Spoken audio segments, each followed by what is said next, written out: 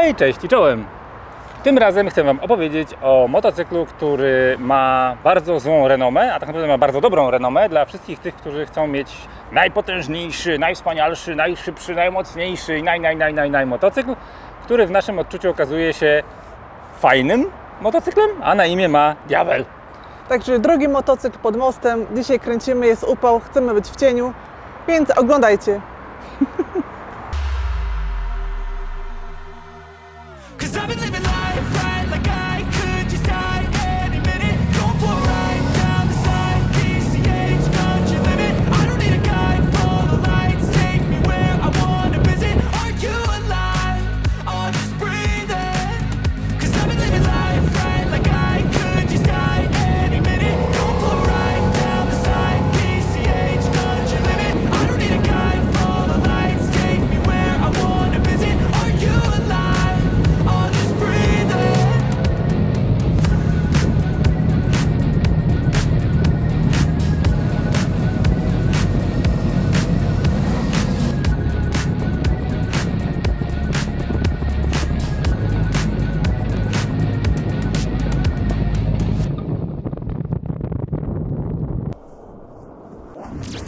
Słuchajcie, może na początek mała didaskalia.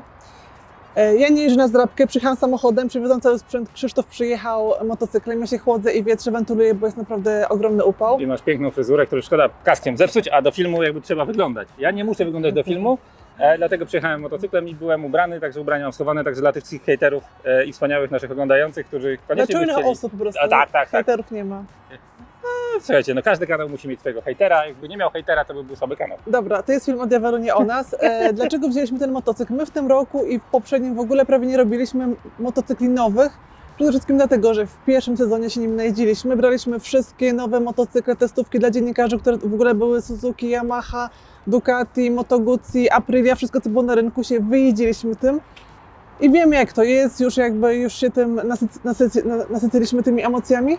To po pierwsze, po drugie, wy, jeżeli my robimy ankiety, mówicie nam, że wolicie jakby filmy o używkach, więc się na tym staramy skupić. Wiadomo, że używki są bardziej w naszym zasięgu budżetowym, jak i waszym, a te nowe motocykle niekoniecznie. Trzeci powód to jest taki, że dlaczego mamy komuś robić reklamę za darmo, tak? Bierzemy te nowe motocykle, opowiadamy o nich, często są to prawie same superlatywy, no bo te motocykle są naprawdę fajne. Dzięki temu te słupki sprzedaży gdzieś tam rosną, a my z tego mamy, że tak powiem, niewiele, więc takie filmy o nowych motocyklach raczej staramy się robić odpłatnie, ale zrobiliśmy wyjątek dla Diavela. Dlaczego? Dlaczego, Gosia? Powiedz dlaczego? Słuchajcie, no ja kocham Ducati i w ogóle, no generalnie chyba tak naprawdę Monstera, Scramblery, trochę Multistradę, ale są to naprawdę fajne motocykle. Desert Sled. O, Desert Sled, tak, bardzo drogi, niepraktyczny motocykl, Bez sensu, fajny. ale wspaniały. Ja Diavela zawsze omijam szerokim łukiem, ja uwielbiam na niego patrzeć, podziwiać go, dotykać, siadać na nim, ale zawsze byłam przekonana, że to jest motocykl potwór, brutal, który zniszczy, który wymaga wysokiego poziomu umiejętności, z którym trzeba walczyć, szarpać się, że jest to niespokojny po prostu motocykl, który wymaga doświadczonego jeźdźca, nie wiem, taki Batmanowóz, science fiction i ciężki, przewracający się... Z wielką oponą, która nie pomaga. Żyłam w takim przekonaniu, jeszcze Krzysiek mi robił pranie mózgu, że oczywiście tak jest, że ta szeroka opona nie nadaje się na zakręty, że trudny motocykl, tak, także ja po prostu omijam go zawsze z daleka, aż doszło do imprezy Ducati, gdzie właśnie sobie jeździliśmy na różnych motocyklach i ja mówię do chłopaków z Ducati, słuchajcie, ja chyba nie będę wsiadała na tego Diavela, bo to nie ma sensu, wiecie, włoży się na pierwszym naszym zakręcie, po co wam to, po co mi to, nie będzie to zbyt dobre marketingowo ani PR-owo dla tego motocykla. A okazało się, ale Damian powiedział do mnie, Gosia, słuchaj, przyjedźcie najpierw na Monsterze i zobaczysz, że on się dużo nie różni od Monstera, a Monsterem się jedzie Crowerem, jest to lekki, fajny, poręczny motocykl, który zrobi wszystko, co chcemy. I powiem wam, że ten Diavel wcale nie jest dużo bardziej trudny w obsłudze, wręcz powiem, że to jest normalny motocykl, który ogarnie każdy motocyklista. Ja mówię oczywiście o tej najnowszej wersji naszpikowanej elektroniką, tak, no bo te poprzednie, no to ja nimi nie jeździłam, się nie wypowiadam, Krzysztof mówił, że... Ale nawet na tej prezentacji... Nawet na tej prezentacji jak byliśmy, to wiele osób formułowało, że jest to po prostu duży monster, że to jest tak naprawdę bardziej mu do Monstera niż bardziej mu do Diavela. I gdybyśmy przeszli przez historię z Diavelami, to rzeczywiście pierwsze motocykle były dziećmi wyścigu zbrojeń, miały pokazać, jak zrobić silnik V2, który przyspiesza najbardziej. Konkurencją na tych motocykli były jakieś tam V-Maxy z V4 oczywiście, nie wiem, Intruder 1800. Pojawiło się tych motocykli sporo, oczywiście też jest Rocket. No i Ducati chciało mieć w swojej stanie też motocykl, który będzie walczył na 1/4 mili, bo jakby skręcanie w tej geometrii pojazdu nie jest jakby najmocniejszą stroną. I kiedy ja dawno temu, jeszcze jak ćwiczyłem bardzo dziękuję, jak się nazywa, ten Centrum Szkolenia Policji, bo tam jest taki autodrom i mogliśmy wziąć Diavela na przejażdżkę, to rzeczywiście ten pierwszy Diavel z V2 był taki szorstki, taki, no naprawdę trzeba było dobrze jeździć, żeby go ogarnąć. Dodatkowo geometria tamtego Diavela była tak zrobiona, że ta tylna opona trochę jednak się przechylała w zakrętach i powodowała, że ten motocykl nie zakręcał idealnie, powiedzmy, tak jak ten, cholera. To jest niesamowite, jak wielki postęp zrobiło Ducati w przejściu w ergonomię. Otworzyli słownik, znaleźli słowo ergonomia, zrozumieli definicję i stwierdzili, dobra, chyba o czymś zapomnieliśmy w Diavelu, to teraz poprawmy to. Nie, myślę, że teraz jest taka generalnie potrzeba rynkowa, coraz więcej jakby jest młodych osób, które jeżdżą motocyklami, nie znają jakby tych wersji bez ABS-u, bez kontroli trakcji, oni chcą się czuć bezpiecznie, mieć potężny motocykl, który mogą, nie wiem, szpanować, jeździć szybko, jeździć wolno, jakby wykorzystywać wszystkie jego możliwości, ale też jeżeli nie mają tego skilla na odpowiednim poziomie, chcą się czuć na nim bezpiecznie i ta elektronika plus normy emisji spalin i tak dalej, to niestety wszystko tworzy teraz takie motocykle, którymi każdy może jeździć. Tak? Każdy, kto zrobił prawko, nie wiem, przez rok już sobie poćwiczył, poznał jakby te różne techniki jazdy, gdzieś tam sobie potrenował, to już taki motocykl spokojnie ogarnie. Tak. Przepraszam, ale mi oczy łzawią, jak Płacz, wzruszyła się, Gosia się wzruszyła. Alergia na, nie wiem na co. Na mnie chyba. No słuchajcie, dużo dobrego już zdążyliśmy powiedzieć, a dopiero początek filmu jeszcze nie przeszliśmy przez ani specyfikację, ani Będzie nic. też o wadach, ale spokojnie. Może zacznijmy w końcu film o tym pojeździe. Ja sobie oczywiście zrobiłem ściągawkę, bo dane techniczne każdy sobie może ściągnąć z internetu, więc uwaga. Mamy względem starszego modelu, mamy 13 kg mniej motocykla i za to 2 cylindry więcej. Mamy trochę mniej koni, trochę mniej momentu. Mamy 168 koni w tej serii aktualnie, tak jak stoi przed nami, 126 Nm, moc jest przy 10 750 obrotach, a moment przy 7500 obrotach. Bardzo dużo mocy i momentu, jak na, powiedzmy, motocykl, który ma nie być mistrzem sportu, bo ten motocykl ze sportem nie ma nic wspólnego, tak jak krzesło z krzesłem elektrycznym. Niby siedzieć tak samo, a wrażenia są zupełnie inne. Ale umówmy się, to ma być król Ducati, więc on musi mieć te gary, tą moc. Musi mieć wszystko, tak jest. I uwaga. Na papierze musi wyglądać, tak? Nie tym razem mamy 4-cylindrowca, to już mamy V4, która jest dziedziczona również z modelem Multistrada. I to nie V4S, tylko ten najnowszy. Zapomniałem, jak ma na imię ten najnowszy. Rally, tak, dziękuję. I mamy najdłuższe interwały w historii motocyklizmu, bo chyba to 60 000 km, więc jakby nie mamy tutaj systemu rozrządu zwanego Desmo. Także jest to bliżej w kierunku technologii japońskiej niż jakby tradycyjnej włoskiej. Ale gdybyśmy już tak poszli po tych Włochach po bandzie, to tylko Włoch wpadłby na pomysł, żeby odsłonić piękne tylne koło i żeby to zrobić, musieli zrobić mniejszy układ wydechowy, co zdjęło 8 koni z mocy z silnika. Projektowała go kobieta, bo dla niej wygląd był ważniejszy niż moc. Wiesz to na pewno? Nie, żartuję oczywiście, nie wiem, czy projektowała go kobieta, ale kobiety raczej jakby tak mogłyby do tego podejść, tak żeby ładniej jakby, tak wygląda gdzieś tam ten. Nie wiem, czy kobieta, ważny. ale teraz żyjemy kobieta, w czasach, kiedy designem i samymi rzeczami mogą się zajmować również projektanci. Ale słuchajcie, przy tych koniach 168 tak obecnie, to jest 7 plus minus 7 chyba nie robi różnicy, bo kto tak naprawdę wykorzysta całą tą moc? Ja na pewno nie. Atomowy jest nadal, przyspieszenie poniżej 3 sekund do setki.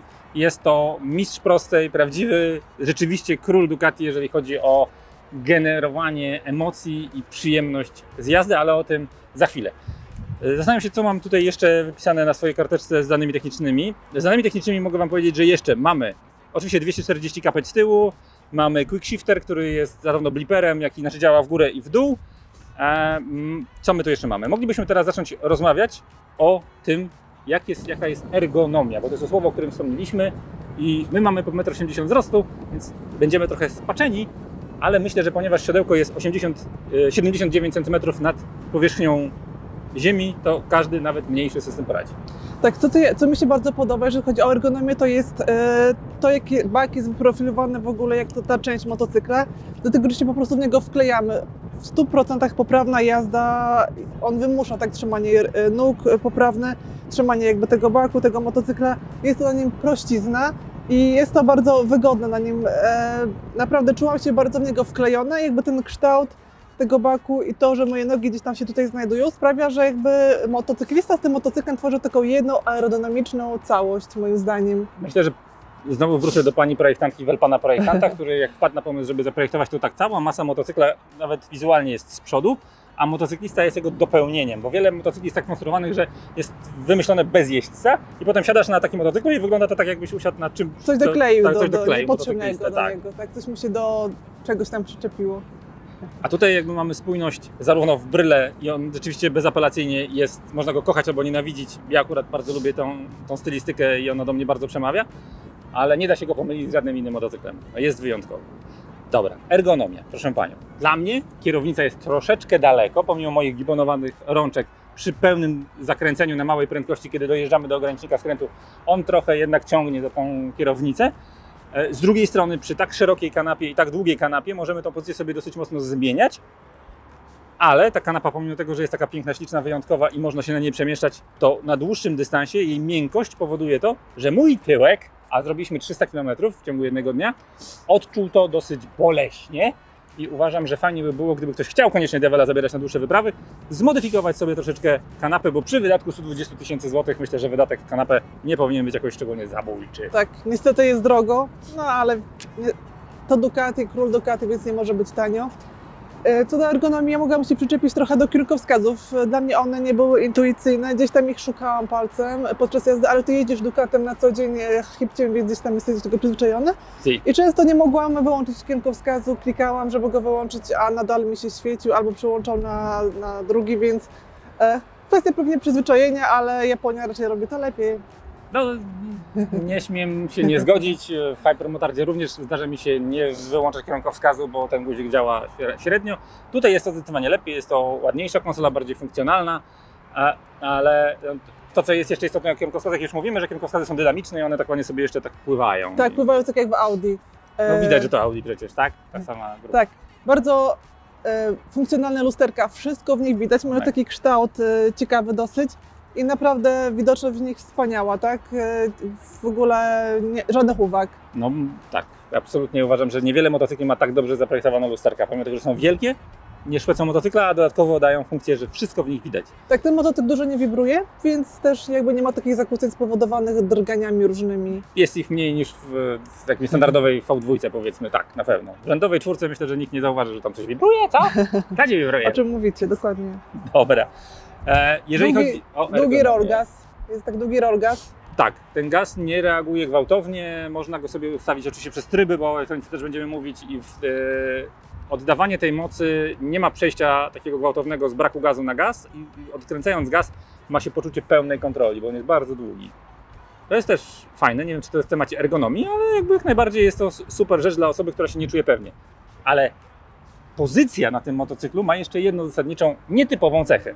Podnóżki są w pozycji bardziej, zresztą zobaczycie to na przebitkach pewnie, kolana są prawie w ogóle niepodkurczone, w sensie jak się przesuniemy do zbiornika, oczywiście możemy lekko wymusić to zgięcie, ale kiedy się odsuniemy do końca kanapy, to pozycja jest bardzo wygodna, wręcz przypomina motocykl, nie chcę powiedzieć cruiser, bo to jest najbliższe połączenie i przy tej geometrii pojazdu ja oczywiście o tym pojeździe mogę powiedzieć, że jest to dla mnie power cruiser, ewentualnie jakiś hyper naked, ciężko wyczuć, jakby to taki roadster wśród motocykli, jeżeli chodzi o samochody. W bagażu to niewiele, za to ogromny silnik i dużo emocji. Także pozycja jest bardzo odprężona i jeżeli chodzi o to atomowe przyspieszenie, to ona całkiem nieźle sobie z tym radzi, bo możemy się dupką zaprzeć o kanapę pasażera, która jest ukryta pod takim pięknym plastikiem, który dosyć mocno lata, ale o tym też za chwilę. Ale przy przyspieszeniu poniżej 3 sekund do setki trzeba naprawdę dobrze się wpiąć w ten motocykl, żeby nie było problemu, a on całkiem nieźle to umożliwia. Tak, ten bak też jest taki dosyć płaski, niski mam wrażenie, bo ja się starałam na nim położyć, żeby sobie jakby te różne pozycje przetestować. i można tak zejść dosyć głęboko. Miałam takie wrażenie, że no naprawdę jestem bardzo blisko ziemi, więc no, mimo tego braku owiewki, przyjęcie też takiej pozycji sprawia, jeżeli mamy jeszcze ten kask taki w miarę aerodynamiczny, że nie jest najgorzej. Tak, a zbiornik 20 litrów, także też można trochę polecieć. Jeżeli chodzi o pojemność zbiorników paliwa w tego typu motocyklach, z reguły ludzie oszczędzają, a tutaj nie było oszczędności. Myślę, że to wynika z tego, że paliwożerność tego motocykla jest odrobinę większa niż poprzedniego modelu, stąd chciano uzyskać ten sam przebieg, jeśli chodzi o od tankowania do tankowania. Chyba o ergonomii to by było na tyle i prosto z ergonomii... Okej, aha, jeszcze tylko chciałam powiedzieć właśnie, że mnie ta pozycja też trochę odstręczała od Diavela, bo wydawało mi się, że ona jest taka bardzo cruiserowa, harleyowa, że te nogi gdzieś tam wyżej, że ciężko to będzie po prostu się do tego przyzwyczaić. No X-em ci się zajechało.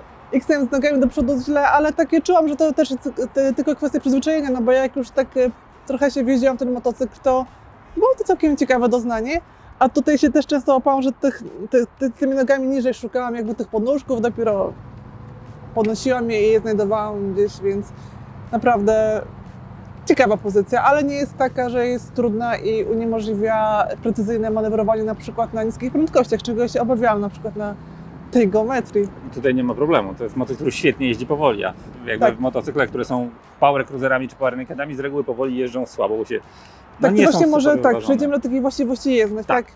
Powoli jeździ naprawdę wyśmienicie, Bulwarowo, płynnie. można machać do Ruszanie z wszystkich. jedynki. To, czego ja na przykład nie lubiłam w multistradzie, jakby właśnie, że no właśnie chyba, że ten roll gaz późno łapał, także trzeba było dużo odwinąć tą manetkę, żeby ruszyć, a tutaj jakby nie ma tego Wręcz wrażenia. można samym sprzęgłem ruszyć i dopiero Mhm. potem wejść na gaz. Jakby jest momentu obrotowego wystarczająco i jest to tak zestopniowane, że nie ma w ogóle tego uczucia zaniepokojenia przy zamknięciu przepustnicy, wejściu w zakręt i otwarciu przepustnicy. Nie ma żadnego zawahania w zawieszeniu, nie ma żadnego zawahania w torze jazdy motocykla. Fajne. Więc nie szarpie, bardzo płynnie, gładko, aksamitnie jeździ w korkach, przy małych prędkościach. I oczywiście nie jest to taki motocykl, jeżeli jeździcie gymkanę, trenujecie dużo na placu, tak jak my obecnie tam ósemki, kręcimy kółeczka i tak dalej. Na pewno nie będzie to motocykl dobry do tego, więc warto gdzieś mieć w garażu taniego na przykład Gladiusa, żeby na nim ćwiczyć, a ten motocykl dla lansu na przykład, tak? Bo słuchajcie, żeby połączyć wszystkie światy, no jest to niemożliwe przy tak masywnym motocyklu ważącym Znaczy generalnie da się to 230 zrobić, kg. tak, ale po co? Tak? Ale on to utrudnia, bo akurat gymkana i tor wyścigowy to nie są jego przestrzenie, w których on się dobrze czuje. I do czego on się nadaje najlepiej? Do lansu. No. Do lansu. To jest idealne. Powoli, świetnie jeździ. Jadąc powoli, odłącza dwa cylindry, pracują tylko dwa przednie cylindry. Zmienia się dźwięk komina, który zresztą, jeżeli chodzi o serię, mi akurat trochę za mało brzęczy, ale dla gości jest idealny.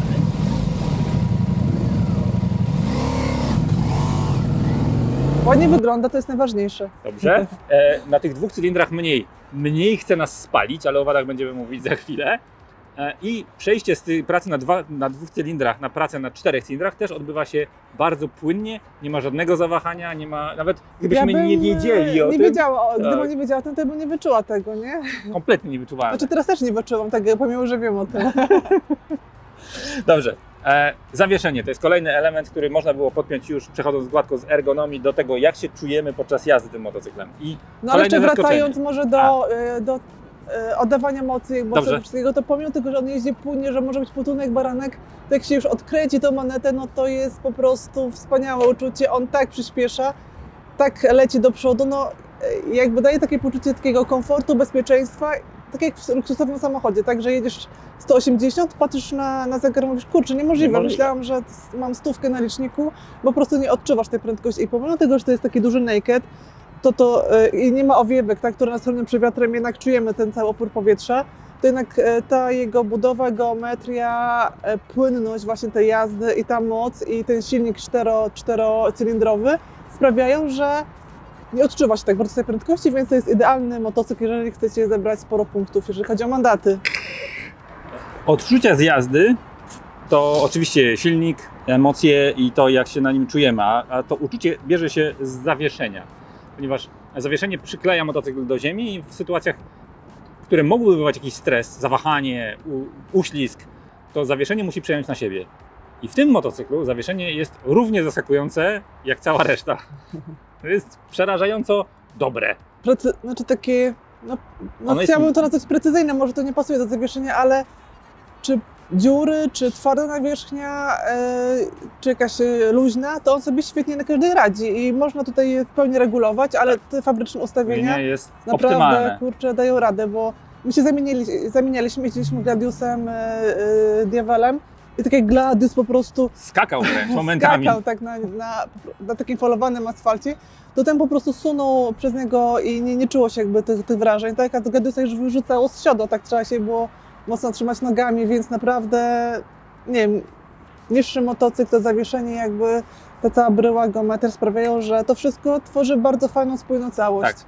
Słuchajcie, to nie jest film reklamowy, nikt nam zaraz po prostu naprawdę jest fajny motocykl. Ten motocykl nam się podoba i jeżeli chcecie naszą opinię na temat motocykli, które nam się podobają, to jest właśnie film o tym. Diavel nam się podoba i chcemy zdjąć ten płaszcz z Diavela, że jest to motocykl zły, straszny i niedobry, bo to jest fantastyczny, miły, dający się kochać potworek, który ma kilka twarzy, które można sobie włączać i wyłączać i kiedy chcemy nim pojechać do Kazimierza czy gdzieś do knajpeczki, to świetnie on sobie z tym poradzi.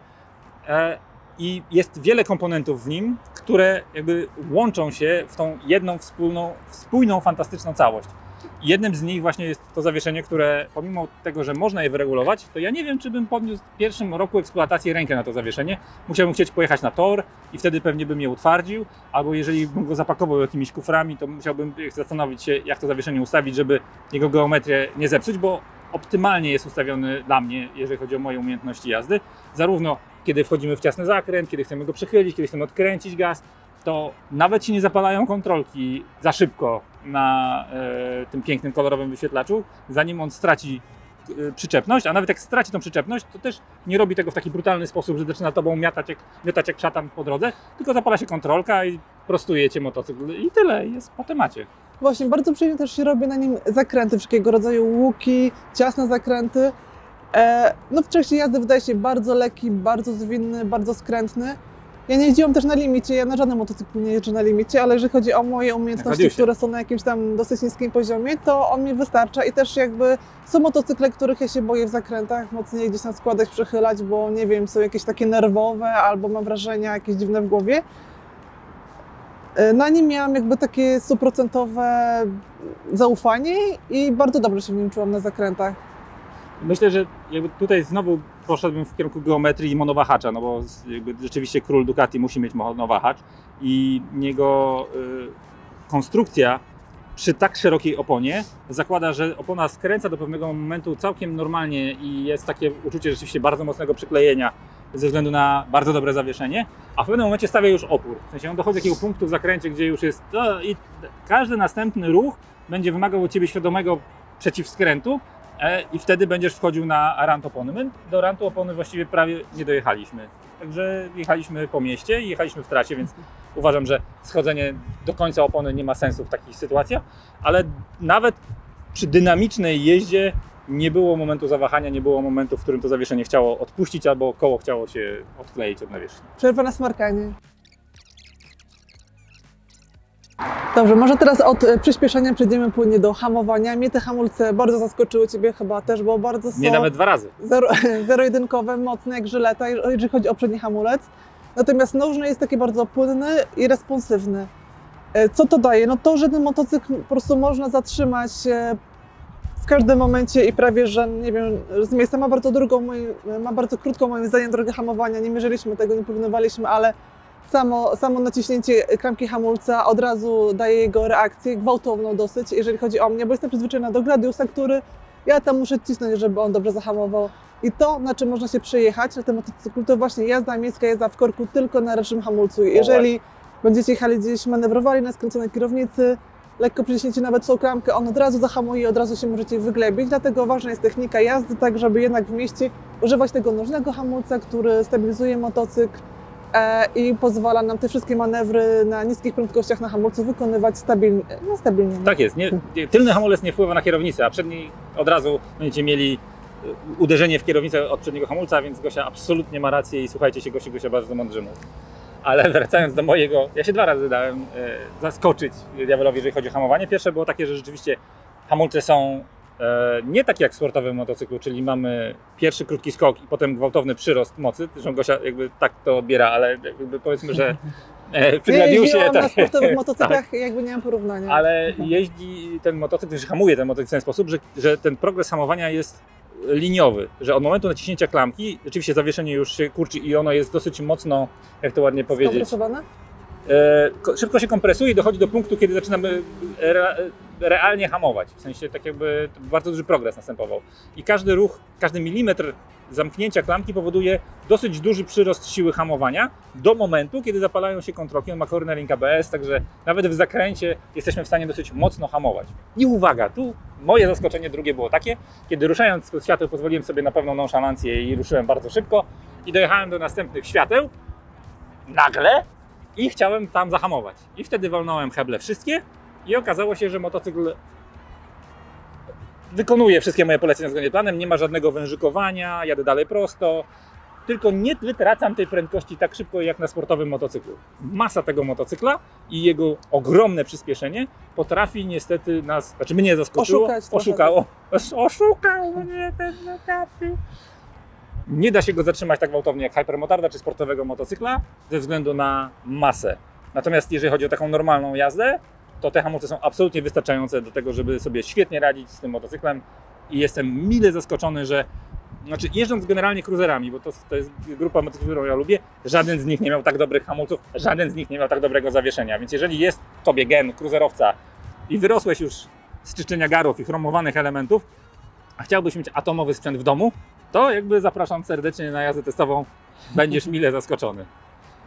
Uzupełnieniem pięknego wyglądu są takie właśnie detale, z których składa się ten motocykl. Tak, podświetlenie, maneteczek i tych guziczków w nocy. Chińczyki też to mają. Wiemy, ale no ładne to jest i jakby w marce premium bardzo mi się to podoba, jest to taki plus do lansu dodatkowy, niewiele to daje, bo i tak z pamięci, znaczy na pamięć wiesz gdzie co jest, ale LEDy, te kierunkowskazy, które są dynamiczne i tylna lampa, która tak. No robi efekt piękny, wow. I tak. po prostu gość, który to wymyślił, dla mnie ma motocyklowego Nobla, jakby nie Nobla, ale no jakiegoś tam Oscara. To wygląda świetnie, jakby wszyscy mamy LEDy. Wiele motocykli chińskich i każdy jakby może mieć LEDy, ale nikt nie ma ich tak zrobionych jak ten motocykl. To jest coś, co jest po prostu dodatkiem i to takim dodatkiem, taką wisienkę na torcie. Plup. To, co jeszcze mi się bardzo spodobało w tym motocyklu, to jest quick shifter i blipper. W dół i w górę działający. Biegi można zmieniać w górę i w dół bez sprzęgła. Tak jak najbardziej mi się podobało działanie tych systemów w Triumphie, bardzo precyzyjne, a w Ducati różnie to bywa i ta skrzynia biegów Ducati jest taka chropowata w porównaniu z tą miękką skrzynią właśnie na przykład Triumpha. Tak, tutaj w tym motocyklu, no jakby te systemy quick shifter, blipper działają bardzo dobrze, bardzo fajnie i po prostu jazda staje się taka płynna, miękka. W dół jest taka przyjemna przygazóweczka, którą on robi, w górę też jakby się nie odczuwa żadnego szarpnięcia, zgrzytu. Oczywiście wiadomo, że trzeba jakoś tak zwracać też uwagę na obroty, tak, żeby dopasować prędkość obroty jakby do tego, co chcemy zrobić, tak, jeżeli chodzi o zmianę biegów. Ale no, można z jedną rączką spokojnie sobie jechać, nie używać w ogóle sprzęgła i jest naprawdę cudownie. Sprzęgło tylko do ruszania służy i rzeczywiście nawet przebicie z jedynki na dwójkę, kiedy obroty są już wysokie, jest płynne. Także zdarza się że w różnych motocyklach, że przebicie jedynki na dwójkę jest takie, nawet w instrukcjach jest niepolecane. Tak w tym motocyklu przebicie z jedynki na dwójkę bywa. Na wyższych obrotach jest absolutnie płynne, a kiedy przekroczycie 7000 obrotów i zaczniecie sobie klikać tymi biegami, to zdarza się, że odcięcie zapłonu przez quick shifter powoduje fajny strzał z wydechu. Co mi się akurat bardzo podobało. Elektronika, proszę Panią. I tutaj jest rzeczywiście mega arsenał i Audi zrobiło super robotę, chociaż nie wiem czy to Audi, ale tak mi się wydaje, że przejście przez właściciela jako Audi zmieniło elektronikę w Ducati na ogromny plus. I mamy do dyspozycji w sumie 4 mapy, bo mamy deszczową, miejską, turystyczną i sportową. I one zmieniają te motocykle absolutnie całkowicie, jeżeli chodzi o długość rogazu, reakcję na gaz, aktywność tych systemów, które nas wspierają w trudnych sytuacjach. I można je przełączać oczywiście w czasie jazdy, a na postoju możemy sobie nawet zmieniać ich ustawienia zależnie od tego, jakie mamy preferencje i czy chcemy, żeby silnik hamował bardziej, mniej. Jakby tu mamy już zupełną dowolność. Dodałbym jeszcze, zanim Gosia zacznie mówić, że wszystkie reakcje systemów, czy ABS-u, czy kontroli trakcji, czy wheel control, bo tutaj też mamy kontrolę startu, gdyby ktoś koniecznie chciał, działają płynnie, w miarę instynktownie. Do dyspozycji mamy jeszcze elektronikę, która pozwala korzystać z systemu audio, złączenia się z telefonem. Jest tutaj mnóstwo elektroniki, której jeszcze nie zdążyliśmy nawet skorzystać, bo mamy tylko weekend na to, żeby się zapoznać z tym motocyklem, ale jest on naszpikowany elektroniką, która super ułatwia korzystanie z motocykla i cieszenie się jakby z zabawki, którą macie. Tak, dużo elektroniki może się też dużo psuć, także jakby nie ma co też z tym przesadzać. No ale To teraz... i Audi. Aha, taki ogromny minus, jeżeli chodzi o tą elektronikę, bo z elektroniką również mi się kojarzy prąd i grzane monetki, to ich nie ma. No tak, motocyklu marka premium, premium, nie ma żadnych monetki. Ale jest tempomat. Także rzecz, którą ja na przykład niekoniecznie rozumiem, chociaż uczę się, że im dłuższa trasa, tym fajniej z niego korzystać, ale jest tempomacik, gdyby ktoś bardzo chciał. To teraz, proszę Panią i drodzy oglądający, chciałbym przejść przez wszystkie wady tego motocykla, na jakie trafiliśmy. Największą z nich jest na pewno grzanie i to grzanie na poziomie nóg, stóp. Tam po prostu dzieje się piekło. Ja jeżdżąc tym motocyklem założyłam trampki wentylowane, że po prostu jest taka pogoda teraz 30 stopni i bezpiecznie się czułam na tym motocyklu, dlatego też nie zakładałam wysokich butów.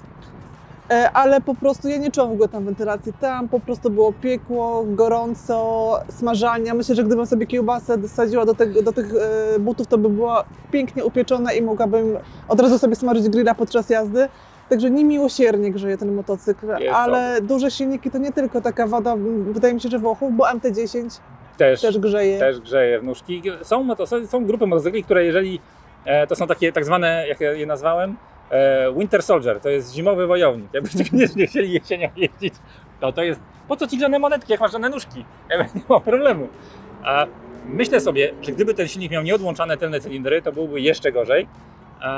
Rzeczywiście ten motocykl trochę chce nas spalić.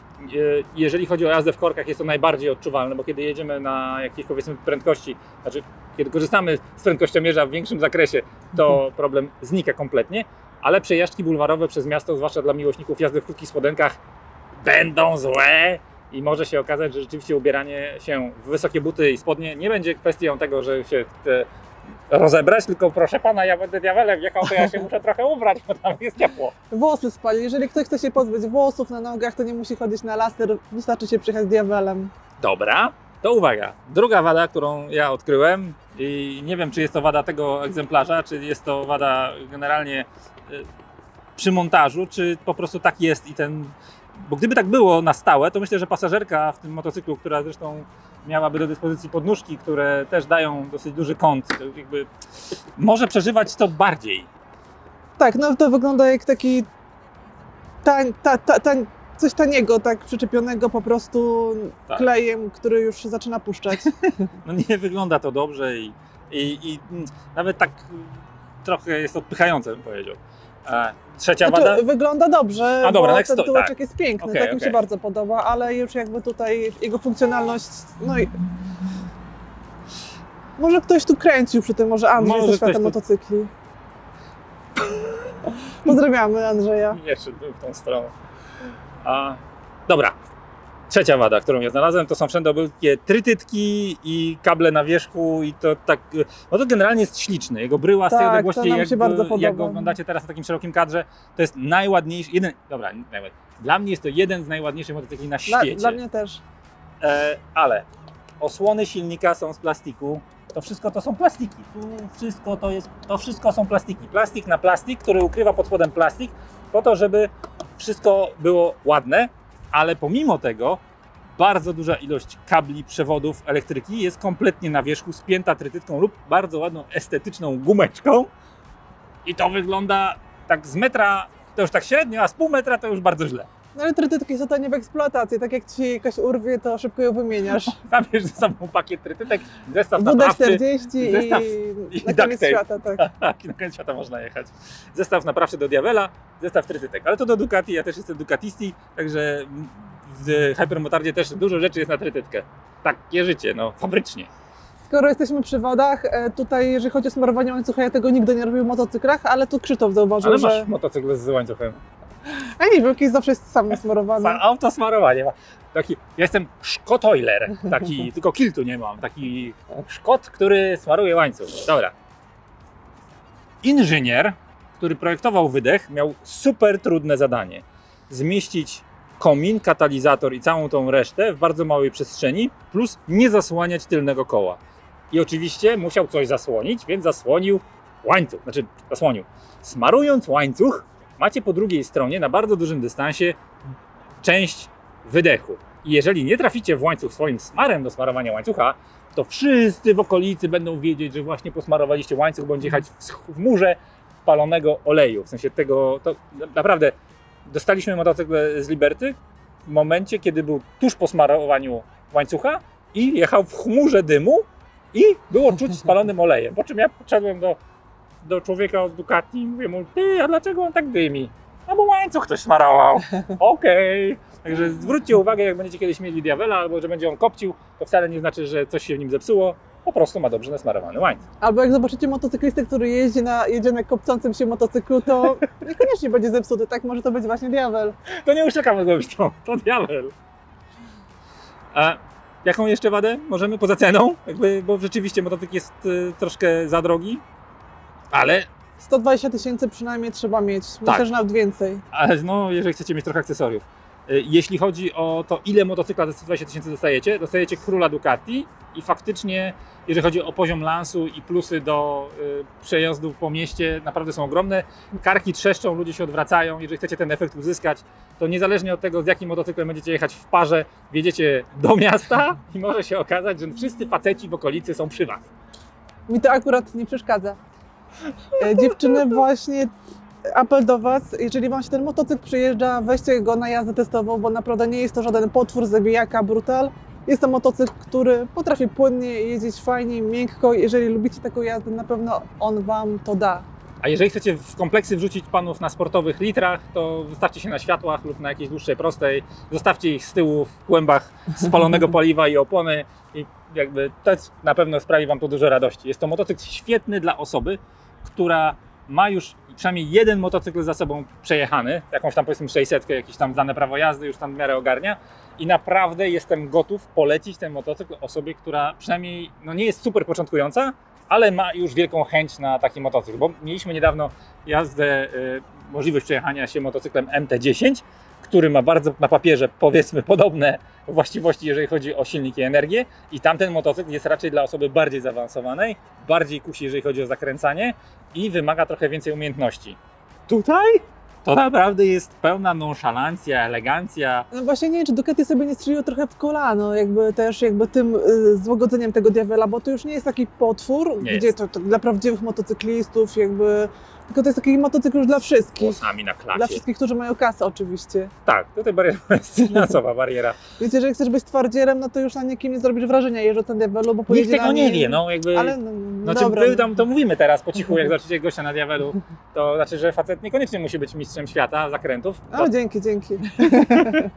ale może być, gdyby chciał. Okej. Co ten motocykl zrobił? No ja generalnie chcę sobie kupić nowy motocykl w przyszłym roku i bardzo byłam nastawiona na Monstera. Ale naprawdę, gdybym wygrała w totka, gdybym dostała jakąś super premię, tutaj Natychmiast. pozdrawiam swoją szefową, Aż taką? Wow. Znaczy nie szybowo. Wow. tak to naprawdę gdybym miała tą kasę w kieszeni, to bym Tak. poszła, Tak. wrzuciła ją na ladę i wzięła ten motocykl i nawet się Wygrywamy w nie totka i zastanawiała. bierzemy No go i bez namysłu. głównie ze względu na wygląd, na odczucia z jazdy, na to, że może być łagodny, szybki, mocny. Podsumowałbym to. Dla kogo jest Diavel?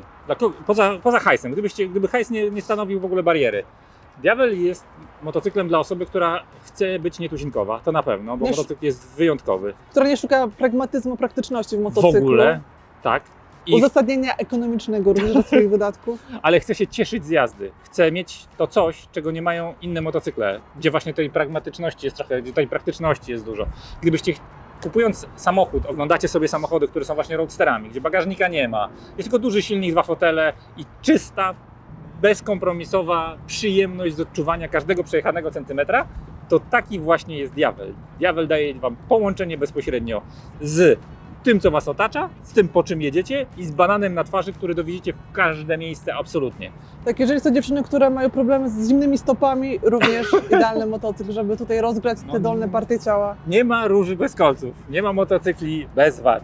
Tutaj trzeba zaakceptować to, że wysokie buty i dobre spodnie, które będą trochę izolować od tego, co się dzieje na dole, na pewno pomogą. Myślę, że katalityczny układ spalin, i ja jako osoba, która lubi ekologię, chętnie to powiem, jeżeli zmienicie ten układ wydechowy na bardziej przelotowy, który będzie miał mniej jakby możliwości zatrzymywania ciepła, to może się okazać, że problem trochę zniknie. Prawdopodobnie przemapowanie tego motocykla na bardziej bogatą mieszankę w dolnym zakresie obrotów też sprawi, że wbrew pozorom spaliny będą chłodniejsze. I stracicie gwarancję? Tak, ale motocykl tą wadę być może wytraci. Jak wygramy w Totka, to sprawdzimy.